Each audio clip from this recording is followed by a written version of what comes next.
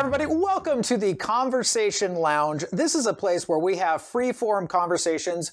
We don't know where it's going. I don't know where it's going. They don't know where it's going, but we're going to have a lot of fun. So let's dive in. Let's get right to it. And speaking of they, my name is Chris Quant. I am your host today. And joining me today is Alison Kenyon, right? Did I say that right? Yes. And then Ray Kinman. Yes, sir. If you guys could have different sounding last names the next time we meet, that would be fantastic. I'm trying to keep that all in my brain. So, gang, we are oozing the talent, and by oozing talent, I mean artistic talent today. I'm not going to put you guys in a box just from the artist point, but Alison, tell us just a little bit about what you do now, and then I have some questions about your background, but what do you do right now? Right now I'm primarily a visual artist, painter. Okay. I paint on canvases and I paint on walls. Yes. It's like the two main things, Okay. Interior, exterior. I just did a big mural on the side of somebody's barn, huge, 14 feet by 42 feet. That was my biggest one yet. Wow. Fantastic. But I also, just did some commission portraits of their kids as well. So, I go big, I go small, I go everything in between, paint windows for the holidays, all that. So that's what I'm up to. And I hear, we'll get into this in just a little bit, painting skin. Skin painting? Yes. Okay, hold that thought. Hold that, because Ray, you're here, and now you are an artist. You do a little bit different kind of art. Tell us a little bit about what you do and what you've done in the past. I'm a traditional wood carver. This means with hand tools, knives and gouges. And I've been full-time for 48 years now. And a Disney artist, so I do wood carvings for Disney theme parks, Disneyland. I'm a rodent specialist. They have a persistent mouse problem. That's my job. I love it. Disney, some people may have heard of that organization, so that's fantastic. I want to get on how you got connected to that first, but before we get to that, Alison, I don't want to bury the headline here. Swallowing fire. That's something that you have done. It is something that I have done. I looked at your bio. That's something that you've done. How does one do that? And two, how does one do that for the first time? What in the world is going on there? What is the inspiration? First, I just want to detour because the whole time you were talking, I don't know if this reads on the camera, but I had big giant hearts in my eyes. I've been a fan for such a long time, and I was just really excited. I was really excited to meet you in person and listen to you talk about the rodent problem, and I was just fangirling there for a moment. Okay, let's do it. I'm going to fangirl too because I have a lot of. If you go to Ray's website and you see, and then definitely go to his website, look him up. There's a lot of cool stuff. But your website too. Come on, we're going to get into that as well. Yeah. So fire swallowing started a long time ago. I was in a burlesque troupe. Okay. One of the first neo burlesque. There's sort of a resurgence of it now. It's huge. It's but in 1990, it was just coming back. Okay. And it was the San Francisco Burlesque Troupe, and the woman who ran it was a fire breather and a fire swallower. People get those two mixed up. Okay. I never breathed fire. Okay. You're why breathe it when you can swallow it? It's a lot scarier. Yeah. That's when you put the fuel in your mouth and you spit and the big plume of fire. I was just it all sounds scary to me, Alison. There's a lot bigger chance of incinerating yourself if you're spraying lamp oil all over. Yeah. So I never did that. Okay. I'm a fire swallower. So she was she didn't want to do it anymore in the troupe, and she wanted me to be the one who did it. So she taught me. Literally passing the torch. Literally passed the torch. Okay. And she learned from another, now very close, the person who taught me to scuba dive, who was also a magician and a fire breather. So I'm part of this whole big community from back in the day of circus performers and variety entertainers. Yeah, did you want to do this, or is this something that kind of fell in your lap? How do you I'm off to join the circus? Resolving childhood trauma? Yeah, right. I've always been an entertainer. Okay. Since I was a little kid. Anytime there was more than two people in a room, I was like, hey, it's an audience, blah, blah, blah, blah, blah, blah. Like all the time. So Fire swallowing, difference between breathing and swallowing. Yes. You were I'm going to swallow fire dramatically, I assume. How do you do that for the first time? Is it actual? Do you work your way up to it? What happens? No. And people would ask, like, oh, do you use fake fire? I'm like, what do you think fake fire is? It's just a torch. It's like, I think it's Kevlar wicking that they use. And you know, I would make my own torches and everything. And then you put lighter fluid on it. And I would use Roncinol lighter fluid, like for your Zippo. And then the flame is about this tall. Yeah. And first thing to Sounds remember. very nerve-wracking. Okay. First thing to remember is don't inhale. Okay. Fair enough. Right, take notes. Don't inhale. And if you tip your head back, the heat rises. Right? Is that why they do it? Because when I did that, because that's you're not, normally if you what I stick see it in them this do. way, it's going straight up your nostrils. So, I mean, it's still hot. Ah. It still burns. It's still hot, you know, but the heat is rising. And if your mouth is nice and wet, it provides enough of a barrier to just not singe you. Yeah. But the first time time you just do it. And the first time, it took me a long time to work up to it, but I just, you know, I would be like, nope, nope. And then okay, I'm going for it. And I finally got it in there. I was like, I did it. And then once you get really acclimated to it and really good at it, you can do some really cool tricks where you hold it in there and you kind of close your mouth and just leave a small aperture and it collects the vapors in your mouth. And then you take the torch out and you still have a flame like a candle or like a lamp. Wow. Is that something? They call that the volcano. Is that something that somebody taught you or you just got that on your own? I think I did it by accident once and then I told my mentor and he said, oh yeah, that's called the volcano. And then, you know, here's how to do it on purpose, you know? Yeah. So I got very, very good. That got to be one of my signature moves because I could hold it for a really long time. Next time we're going to have her do the fire breathing. Anything like that ever has crossed your path with fire breathing, fire swallowing, Ray? I'm guessing yours is a little bit more low key on what you're doing there when it comes to fire. Metaphorically, running off and joining the circus many, many times. Yeah. Right, of course. Yeah. Man.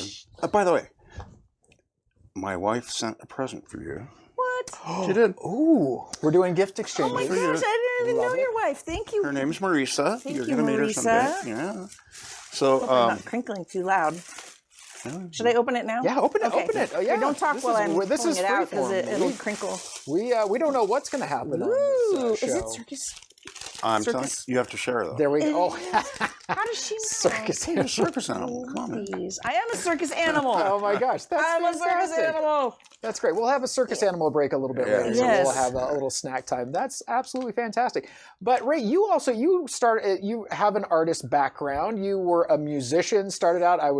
Did a little bit of research on you here. You're like, hey, I'm going to be a bass player with the Beatles. Hey, how about that be the first plan? And maybe that didn't work out, so went on to another career path. Tell me a little bit about your musician, and then what led you to be a wood carver? What led to I found out that the Beatles already had a pretty good bass player. Yeah, we've heard of him. Yeah. Still playing, by the way. Still playing. That's awesome. Blues and soul music, mostly. Yeah. Okay.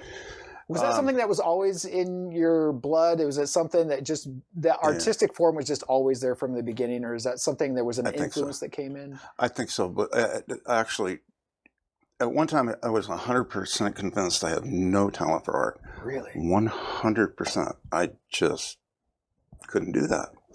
But that's not unusual. I think, everybody, if you look at your own kids or grandkids, when they're 3 years old, every human being's an artist, right? Mm-hmm. You're out there drunk with sticks in the mud and tracking the mud in and smearing stuff on the walls.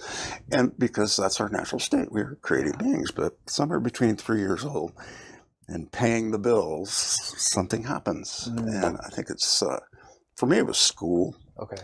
Comparison with others, critical remarks, and getting penalized for mistakes, and I just shut it down. You just posted about that. I did. I think I shared your post. You did? Oh, Yes. good. Thank you for doing that. Yeah. That's because I think there's one thing that you said, Ray, where like every refrigerator in a home is a canvas, and that's where kids do that. We put up the art and we put it up proudly, and somehow we lose that, and that really is interesting. And you say that everybody's an artist, even if you don't think of yourself as an artist.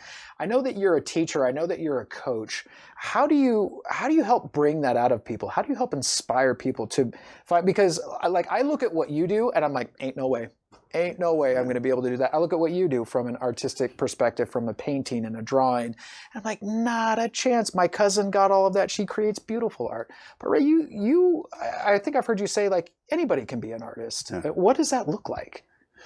Well, it's dealing with what I call the guard dog. Okay. Everybody has one up here. It's guard dogs, they're noisy and persistent, and they can't tell the difference between something scary and threatening and something new.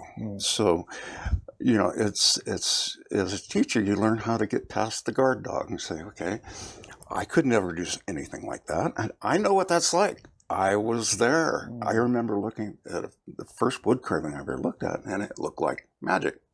So I'm self-taught. I actually no YouTube, no books, I had to figure out how to do this. And so I have a very clear understanding of how to take someone who's never done it before, work around that guard dog, and kind of give you permission. It's really all about giving permission and saying, okay, And really what it is, my students, there's been almost 700 of them come through my studio now. Every one of them feels exactly like you do. Yeah. There's no way I could ever do this. I've never done anything with hands. I can't draw. I'm not a woodworker. But they've seen enough other people do it, right? So that helps if you see, okay. And so it's get past the guard dog. And it's really, Alison, you know this. It's, if you can trace a line, like a coloring book, you can carve or paint. Really? It's really kind of like that. Yeah. Wow. And I've got to say, there's something very, we're in a very digital world. We're in a very, I can think it, I can just maybe type on a keyboard and we could talk about art and digital art and where all that's going. But talk to me a little bit about the satisfaction that you get of creating something with your hands. I would love to hear your guys' impression and what that feels like for you. Maybe Alison, I'll start with you. Just the idea of like, it's here, or maybe somebody brings some inspiration to you, and what you said, like, I created a mural, and that's something that you have to scale that up. You have to think about how, so there is a lot of technicality in it, but like the idea of working with your hands, what does that feel like for you? What does that bring out for you? I think, I guess no one's ever asked exactly that question before, so I'm going to formulate an answer on the fly. We have no idea what's going to happen. Literally, but I do want to bring in like technology, like modern technology into my answer, because I've got some cool new stuff that I've been doing in that realm. But to create with my hands, it's like, it's almost like journaling. Have you ever had like a thought stuck in your head and it's like the hamster wheel, and it's just going around and around, and it's like churning in your stomach and you're having anxiety about it? And as soon as you just like, look, I'm going to write this out, and you just start like writing about it in some kind of like, even like asking yourselves questions and answering it, or journaling in some way, all of a sudden the scope of the weight of it like diminishes, and you're like, oh, okay, as soon as I got it out of the wheel, it's just this little thing. And like, oh, this is manageable, and then you can kind of like figure out how to break it down and manage it. And it's sort of like that. You've got like a visual idea or a concept or a feeling swirling around in your head, and it's like stuck in the swirl, but then you can like get it out of your body with your body moving. I've seen a lot of painters who paint sitting down, and I do it sometimes just when like my feet hurt too much or whatever, but I like to be standing up and like parallel with my surface, and like my whole body sort of interacting. And I'll even like have music on and I'll be dancing while I'm painting, or You know, just like the different, I see people take photos of me sometimes when I'm painting, and I have like these like power poses while I'm painting, but it's like this physicality that you have with your thing that you're working on. Yeah. You know, and it just feels good to like put kinetics into it. Yeah, you know, the expression of it. I like. It almost reminds me of similarly like a power, like a musician. Like you've got some sort of when you as a musician you're working your body into what you're doing. You're kind of encapsulated in everything. You see musicians do that. It sounds like you're like a rock star of painting in a way, where you're found this power stance and hitting. And I these love doing live painting. I love painting like out, you know, with people around, and you know, it's the art walks and things like that. And I find that I do sort of like a sideways, you know. I don't know. It's funny, like interacting Zorro, with the doing your thing. And I love like painting like to the rhythm of music if I have music on and stuff. It's it just feels good to like get it out of your head and into your body, like the movement of your body. Yeah. But to the tech part of it. Please educate me. Because you asked, you asked about scaling. Yeah. And this is a new thing, and I've been sort of applying it in a lot of different ways now. Because I didn't know, I had designed their thing to the correct scale, and I draw on my iPad, digital illustration, and then I transfer that to whatever I'm working on. And I have, in the old days, done what's called a grid blow up. Yeah, the old grid. The old grid blow up, where, you know, you've got like, say you've got your drawing and you put it at like 1 inch grid on top of it, and then you do a 1 foot by 1 foot grid on your wall, and then you look at each little square and kind of trace what's in each square, and that's how you can upscale it and map it out. It takes forever on a mural, like on a huge. I've done it at Sale High School. There's a mural there that I did. That's a wolf pack. Nice. And I couldn't use my projector because of the size and shape of the hallway I put it in. So I had to grid blow up the whole thing, and it was like 33 feet long. And I was like, oh my God. It took like so there's a lot, I mean, there's a lot of artistic expression, but there is a lot of technicality. You got to do math and stuff too. There's some math that goes with it. So kids, if you're thinking about, I'm just going to go out and paint, sometimes their painting requires some math. So learn your math as well. So, but I like, you know, I was using a projector, and you project it and then you draw it onto the wall and you map it out that way. But mine wasn't a super strong or bright one. And this last project was outdoors in the full sun, 14 feet tall by 42 feet long. There was no way my projector was going to make it. And they paid me their deposit. And I said, I'm taking this money and I'm investing in the MetaQuest goggles. You did that. I did it. Really? I did it. Do you love it? I love it. Really? Oh my gosh. It has saved me so much time. So there's an app on there. There's a few different ones where basically you upload your artwork. You use the little controller and you like shoot it onto the wall. It pins onto the wall. You scale it however you want. What? And then it stays there and you can go in and draw it. And so through the virtual reality. It doesn't distort. There's no lens distortion? Oh, like on the edges, but where you're working, no. Oh, so like you see it kind of distort and flare on the edges, but when you're looking where you're looking straight forward, it doesn't do that. So you have the goggles on, but you're painting with the actual. You can see all of reality. On. Like I can even look on my phone. Through my goggles. Okay, and you've got. And I can climb up and down the ladder on the goggles and. That's incredible. Okay, so it's so cool. Technology. So now I've used it on some canvases too, and it's like saved a lot of time. Oh, okay, very interesting. Ray, what is that like for you? What is that? How do you express yourself when that, or how does it feel for you when you're creating and carving and even playing music? What does that look like for you? Yeah, music's a different thing.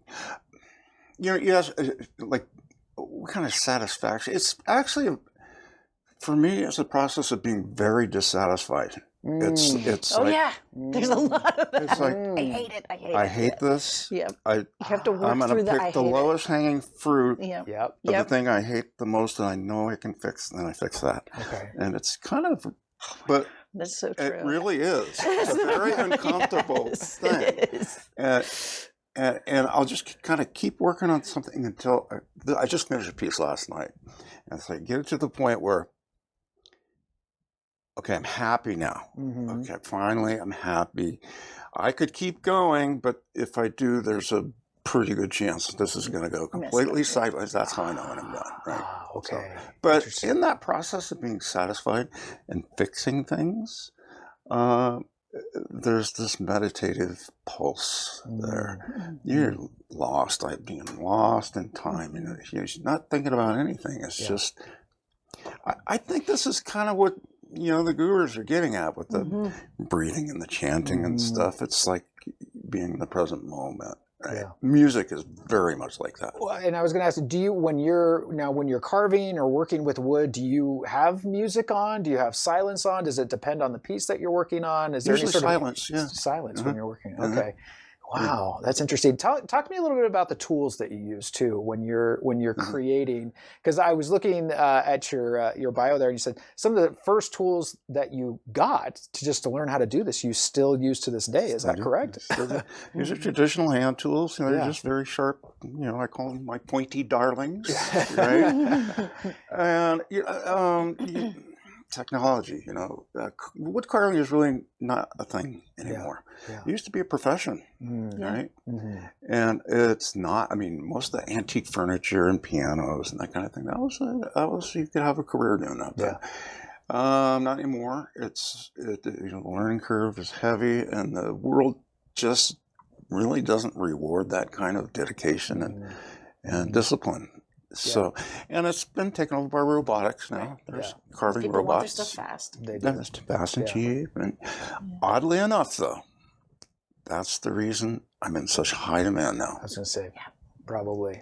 Because of the time that it takes. It paid off. The skill it takes. Well, and it was at the Crocker Art Museum last week. Haven't been there in years in the main lobby there. And you see that ornate handrail that goes up to the side. Isn't that amazing?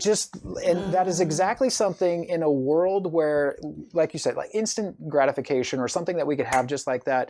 To stop and amazing art on the wall, and I'm looking at this handrail that's just going up the staircase, which I'm sure they put a lot of time and effort into it, but probably wasn't meant to be in the long term of things a main centerpiece. But I'm like, this is an incredible piece of art, and like the time that it probably would have taken to create something like that. How long does it take you for something that would be more ornate? Does it depend how long would it take you to create a really ornate piece? And do you do that kind of thing like furniture type? That's a good question. It deserves an answer. But I have a nonlinear relationship with time. Okay. Love that. I have no idea. Okay. Forever. It falls into forever. Yeah. The piece that I'm working on, I'm almost done with it. Yeah, I've worked alone for decades, and now I have a team, right? So I have some really good helpers, but it's been 4 of us working on this for a little over a year. Okay. Yeah. Wow. It's a hard piece. It just doesn't have, exactly. This is important to understand. It doesn't happen overnight. This isn't something you can bust out. Give me about 2 weeks and we'll have that ready to go for you. That's the other thing that, it's like I can't compete on that level. But the market's out there. It's very small, right? Of people who go, that's the gold standard right there. Yeah. The human touch. And you don't want to compete on that level. I don't. That's what they call I have the race no to the interest bottom. in it. Race to the bottom. Right. Like you don't need to, you stay in your special little lane and eventually you get the niche, right? Yeah. It either happens or it doesn't. Do you ever worry? Because Ray, you seem pretty laid back, and you seem like stuff's going to come and it's going to get done when it gets done. But do you ever worry about that? Like a piece isn't going to be good enough, or I'm going to run out of time on something like that, or maybe the client isn't going to be happy with what I've done? Or do you just say, look, hey, it is what it is, and it's going to be what it's going to be? How do you balance that? That's a really good question. Yeah. No, I don't. Okay. I have no anxiety about any of that. I probably have the least anxiety of anyone I know. I need to learn. I need to sit at your feet for a little bit. Speaking of the gurus. I mean, I've been doing this a long time. In those early years, it was all about meeting deadlines and, top ramen years. Sure. Yeah. I just went to Safeway this morning, and they got the little checkout thing where, do you want to donate to feed families? I'm going, yeah. And then I asked the checker, does this go to the food bank? And she's going, yes. Our local food bank, yes. I'm going, cool. So I don't have to go volunteer. I press that little button every time. Yeah. But I've been on both sides of that equation. The food bank fed my family. They're feeding mine right now. Yeah. There you go. Yeah. We all, there's different seasons of life where we're able to help, or we need some help, and that's the beauty of community. But yeah, thank you for reminding about that.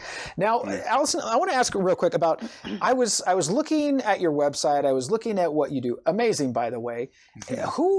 Who are your clients? I was trying to who do you work for, or who do you serve? Like, what does that look like for you? Because I'm like, who are her clients? But who typically are you creating for?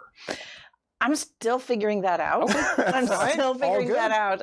No wrong answers here. Yeah. I mean, that's the key. Like you were talking about the niche, the people who need you. Right? Like that's the hard part, isn't it? Finding out who those people are right now. In practice, my clients are just people who have heard about me. Okay. And I'm putting my stuff out there, and a little more. Like I'm meeting with a lady after this she has these metal signs that she's putting in her garden that are like 2 feet by 3 feet, and she wants me to paint them. Another lady had me paint her propane tank. These other people had me paint the side of their, it was not a barn, it's like a big metal carport. They had you paint their propane tank. Yeah. Sure. Anything's a canvas. Why not? Yeah. Okay. And it came out really cute. She wanted it. She had me I took pictures of all the flowers in her garden, and then I put them all. She wanted it to blend in with her garden. Oh, yours! Nice. I saw that was mine with the irises. Really great. Oh, thank you. Yeah. Thanks. Yeah, it came out, and I had to keep it very light and pastel because you can't have dark colors on your propane tank. Yeah. We learned. Oh, okay. Because it absorbs heat, and then you have a problem. So you have to keep it all very pastel. Yeah. Okay. Wow. Yeah. And so someone else saw that, and then these were the people that had me paint their big carport for their RV. Yeah. The 14-foot by 42-foot one. So right now it's just people who hear about me. If you go to the new Thirsty Barrel, that's out in Penn Valley. Okay. Like I near know where the one in Grass Valley is. Right. Okay, There's one near Lake Wildwood behind in the same parking lot as Players Pizza. Yep. They had 2 bathrooms, so I painted all 4 walls of both bathrooms, and then another wall in their bar. Okay. And those came out really cute. They're all like beer, all different beers, like with like rays coming off of them and like rolling hills. And one bathroom is like. So Ray, we have homework now. We have to go check out. We got to go have a beer. Sounds like a beer. Yeah, right. Beer date. Have a beer date. Right. Now, one of the things now you guys has pretty high profile. You were on a reality show called Skin Wars. Came as the runner-up. Want to talk about that? Ray working for Disney. No small name there. I want to get to that here in just a second. But now Skin Wars, that's painting skin. But I was trying to figure out, for the life of me, you say one of the options that you have is you have models are coming out of portraits, or like a big reveal. It feels like you're working action into your art. Like, here's how much it costs to have like somebody pop out of the portrait. Talk to me about that a little bit. Not portrait, but like, you paint a background of some kind, right? Whatever. Yeah. Or it could be a mural, or I think that's what I talk about on my website, like sort of a mural thing. But then somebody is like painted up against it. And then you body and paint the person and they camouflage into it, and then they're like, hey, ta-da. And it's like, and people love watching the painting happening as it's going on, and you're doing it. And then you have like your reveal moment, Okay. It's really Is this fun. for like a party, for an event? A lot of times like, for corporate events. I did that a lot for corporate events. Oh, okay. Yeah. Is that something that you still do? Was that something that you just like, I'm just inspired to do this? Seems like a really great idea. And I had not done a camo, we call it a camo painting, until I was on Skin Wars. Okay. And I didn't feel like I was very good at it, but I look back at the picture, I'm like, it came out all right for my first time. Yeah. But I lost my train of thought. Sorry. Well, no. Oh, for corporate events. Yeah. I was doing them quite a bit. And then after COVID, they didn't really, the corporate events are still happening, but the desire for the body painting didn't seem to come back as much. It's a really interesting idea. It was really kind of cool to have this interactive art, and then all of a sudden, ta-da, somebody's there, and it's a very cool art form. Now, tell me, just give me real briefly, Skin Wars, what is it like being on a reality show? What? Give me the dirt on that. Is it this big production? Is it wild chaos, freeform? Is it very organized? What is it like to be on a reality show? It's pretty organized, and I think it depends on the show. Okay. You're like, it ain't Survivor. We're not out in the woods. It wasn't Survivor. It wasn't like The Bachelor or Okay. some of these ones with the drunk people that get into fights or whatever. Like the girls, like it's not like that at all. Okay. Spring Break, Miami Beach. Yeah. But it started out as like sheer panic. Yeah. And I remember the first day we got there, it was like a complete deer in the headlights. And then if you watch the first episode, I'm on season 3.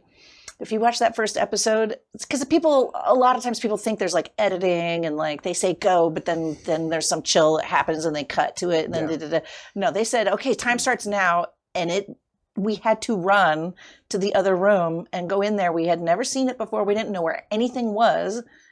We're like running around like, what's in this drawer? Where's the paint? Where's this? Where's that? Where's everything? Anything. You don't like, it was. So it was manufactured chaos. It was nerve-wracking and figure it out. And there's like a few little manufactured chaos things that they do, like at the end of each challenge, some producer or showrunner will pop up. Yeah, we need to we need to fill it up. Oh my gosh, but for the most part, it's whatever chaos and friction is real. Yeah, and you were painting models, and is what was happening. I have not seen the show yet, but you were painting models. It's pretty fun. Yeah. Okay. Yeah. Very, very cool. Is that something that you did on yourself, and you're like, I'm just going to paint other people, or how did you get to becoming a body painter? I started out corporate event. Okay. Wanted somebody who looked like they were made of marble. Okay. And that was in demand in the mid to late 90s quite a bit, I guess, for parties. And, we drape them and put pieces on them and whole grapes and whatever. Yeah. And then it just kind of went from there. All sorts of different, more elaborate. Yeah. It's an art form for sure. Yeah. It's interesting. Ray, this time is this phone. I have not had any connection to time either. Like just being here, all of a sudden our time is almost up. So I feel like we could just go on for the rest of the day. I hogged the whole thing. I want to hear you talk more. No. I want to hear, obviously with Disney, spending time there, doing a lot of work. People can go to your website and see a lot of what you did, pictures of what you did there. Name us some of the highlights of where some of your artwork is in Disney there. And then I would love some of the lessons that you've learned, maybe while at Disney or just over life as a whole. Pass on some wisdom to us before we wrap up today. No pressure, Ray. Okay. Safety tip. Yeah. If you want to be an artist, don't quit your day job. That's not safe. That's my advice. Okay. Stuff at Disney. I've done a lot there. Yeah. 32 years, and so it's all over the place. Anything, and not all of it's stuff done. A lot of it's fiberglass and things like that. But if it looks like it's hand carved wood, pretty good chances it's my work. Wow. So, Disneyland California Adventure Park. Okay. I just got to do Mickey for the first time. Oh, really? So do they gatekeep Mickey stuff? Mickey stuff? I'm sure that's pretty very secure. few Disney artists get to do Mickey. And you have to go through Mickey training, which I never did. Really? So, it's like they asked me to do that. Neat. I want to hear about Mickey training. Yeah. It's a whole thing. It's like a Mickey school. There's a Mickey expert. I don't know. I've never been there. I'm not sure. Yeah. Okay. Wow. Okay. Yeah. Nobody. But is this just recently that was it a carving of Mickey that you did? It's a carving. Okay. Yeah. Wow. It's about 6 feet tall. Okay. Yeah. Wow. And is it displayed? Will it be displayed? Where can we see it? It's at California Adventure Park. California Adventure. Yeah. Okay. Oh, so now we know. Yeah. Fantastic. All right. Well, I would like for the both of you, I would like to end on this. Advice that you would have. Ray, I'll start with you, and then Alison will end with you. I don't want to give advice. I just want to hear I want to hear more from Ray. But, don't take my advice. That's my advice. Well, I just want to hear just wisdom that you would not only, maybe you would pass down, because I know you've got children, grandchildren, that you would pass down to the generation, but I would love to hear advice that you would give to your own generation as well from what you've learned. It's been a long road. And, I'm writing my first book right now. I got a publishing deal. It's called Failing Forward. And, my life, I never fit. I just didn't fit. And I had a really hard time in school. I quit school. I dropped out of school in the 10th grade after being expelled from life drawing class. We had done this. The assignment was to draw a still life bowl of fruit, and I couldn't draw. I had no talent for it, but I did it, and I kind of liked it, and I turned it in, and when we got our grade back, I got a D on it, and it wasn't very good, but I didn't think it was a D. And the teacher's red pencil said the assignment was to draw what you see, not what you imagine. I had drawn an apple on there that wasn't actually there.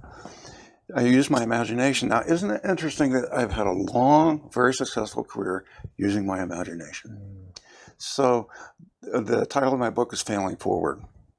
We get penalized in the world for making mistakes. That's where the gold is. You get rewarded for making mistakes. My students, it's like, good, you found something that doesn't work. Now you know, right? So, making mistakes are not something to be avoided. You can't grow without making mistakes. Yeah. That's the good stuff. Yeah. After you finish swearing, right? And learn from it. There you go. That was one of my questions that I was going to ask you that we didn't have time to get to, but is there any such thing as a mistake, or is it just part of the process and you work from it from there? Yeah, I mean, there's screw-ups, things go sideways. Yeah. Sure. But you pick it up and you'll go from there. But that's how I learned. I'm self-taught. The only way I learned was by screwing it up and going, okay, what went wrong? What worked? Do it again. Yeah. Over and over and again. Repetition. Alison, anything for us? Any words of wisdom or nuggets before we wrap up today? I'm a terrible person to ask for wisdom and advice because I did not take your advice, and I quit my day job back in 1995, and I've been just trying to figure out how to make a living as an artist since then. It's not safe though, is it? It's not safe. Yeah. Do it, sure, but don't. But like just talking to the two of you though, but the fulfillment that you're getting out of life though, and the peace that you have, I've been reminiscing, I'm almost 55 now, right? So it's that time where I'm looking back and dang, what a rad freaking life I've had. Oh my gosh. I've just done. You're not leaving anything on the sidelines. You're bringing it all to the field. No, I've been a pro wrestler. I've jumped out of airplanes. I've swallowed fire. I was a tango dancer. I've scuba, I've ran with bulls in Pamplona. And a lot of it is this entertainer life, this artist life that brought me to all these things. And, I wouldn't trade that for anything, even though I've, don't know what's going to happen to me in 10 years or 5 years. That's the lesson right there, right? Hey. We're living life to the fullest. So, my gosh, we're going to have to do episodes. Edge. Yeah, on the edge, on the edge, and to the fullest. We're going to have to wrap up this episode of Conversation Lounge. Gang, we could do 4 episodes, I think, and maybe we'll have to come back and maybe we'll take the cameras and go get a beer and we'll shoot go one at Thirsty Barrel. Thirsty Barrel, and watch it. Until we meet again next time, everybody, we'll see you later.